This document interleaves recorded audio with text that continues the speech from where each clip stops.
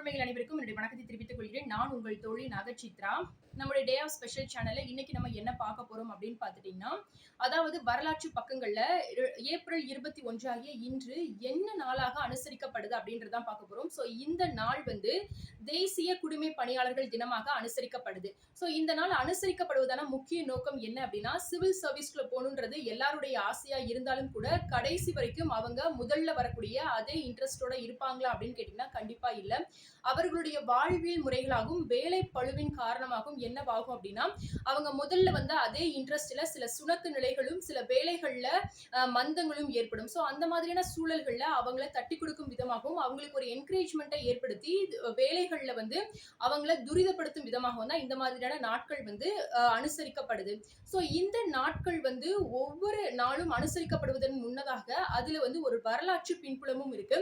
அந்த வகையில இவ்வளவு நாட்கள் இருக்கும் பொழுது ஏப்ரல் 21 வந்து சிவில் சர்வீஸ் டேவா வந்து டிக்ளேர் பண்ணதுக்கான முக்கிய காரணம் என்ன அப்படின்னு பாத்தீங்கன்னா, 1947 ஏப்ரல் 21 தான் வந்து சுதந்திர இந்தியாவினுடைய முதல் குடிமை பணியாளர்கள் அந்த தொகுதியில வந்து சர்தார் வல்லபாய் பட்டேல் அவர்கள் என்ன பண்றாங்க அப்படின்னா, மெட்ஹாஃப் ஹால்ல வந்து அவர்களிடையே வந்து ஒரு உரையாற்றுறாரு. ஸோ அந்த உரையாற்றலின் போது அவர் என்ன சொல்றாரு அப்படின்னா, சிவில் பணியாளர்கள் அனைவருமே இந்தியாவினுடைய எஃகு சட்டகம் அப்படின்ற மாதிரி சொல்றாரு. ஸோ அந்த அளவுல அவங்க வந்து முதுகெலும்பு போல செயல்படக்கூடியவர்கள் அப்படின்ற மாதிரி சொல்லுவாரு. ஸோ அதை வந்து ஞாபகப்படுத்தும் விதமாகவும் மற்ற அந்த சிவில் சர்வீஸ் பணியாளர்களை என்கரேஜ் பண்ணும் விதமாகவும் இந்த நாளானது ஒவ்வொரு ஆண்டும் 2006ஆம் ஆண்டுல இருந்து அனுசரிக்கப்பட்டு வருது. ஸோ இந்த நாள்ல வந்து என்ன பண்ணுவாங்க அப்படின்னா, அவங்களுடைய வேலைகள்ல நல்ல இன்ட்ரெஸ்டோட இருந்தவங்க இல்ல அச்சீவ் பண்ணவங்க அந்த சாதனையாளர்களை கௌரவிக்கும் விதமாகவும் மற்றவர்களுக்கும் ஒரு என்கரேஜ்மெண்ட்டை கொடுக்கும் விதமாகவும் தான் இந்த நாள் வந்து அனுசரிக்கப்படுது. இந்த நாள்ல வந்து இந்த மாதிரியான சாதனை படைத்தவர்களுக்கு 1 லட்சம் ரூபாய் ரொக்க பணமும் அதுக்கப்புறமா வந்து அவர்களுக்கு உண்டான பதக்கமும் அதுக்கப்புறம் சுருளும் வழங்கப்படுது அப்படின்ற மாதிரி சொல்லப்படுது.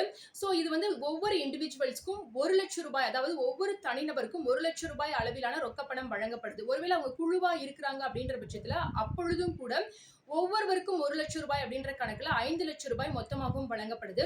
ஸோ கடைசியா நடந்த அந்த ஒரு 2024ஆம் ஆண்டுல கிட்டத்தட்ட வந்து அஸ்ஸாம்ல வந்து 22 ஸ்டேட்ஸ்ல இருந்து சாதனையாளர்கள் கௌரவிக்கப்பட்டதாகவும் நிறைய விதமான புள்ளி விவரங்கள்ல வந்து சொல்லப்படுது. ஸோ இந்த ஒரு வீடியோ உங்களுக்கு யூஸ்ஃபுல்லா இருந்தது அப்படின்னா உங்க ஃப்ரெண்ட்ஸ் அண்ட் ஃபேமிலிஸ்க்கும் ஷேர் பண்ணுங்க. மறக்காம வேற என்ன வீடியோஸ் வேணும் அப்படின்றதையும் கமெண்ட்ல சொல்ல மறக்காதீங்க. இனிமே வரக்கூடிய காலங்களில் நம்ம இந்த மாதிரியான கரண்ட் அஃபேர்ஸ் மேட்டர்ஸ் பத்தி தான் நம்ம நிறைய பேச போறோம். ஸோ வந்து இன்னும் வந்து நம்ம நிறைய வந்து இந்த மாதிரியான டே ஆஃப் ஸ்பெஷல் அப்படின்னு சொல்லிட்டு ஒவ்வொரு நாளுக்கு உண்டான நிகழ்வுகளை பத்தி நிறைய வீடியோஸ் போட்டிருக்கோம். அதுவும் சேனல்ல இருக்கு. மறக்காம போய் செக் பண்ணி பாருங்க. நன்றி.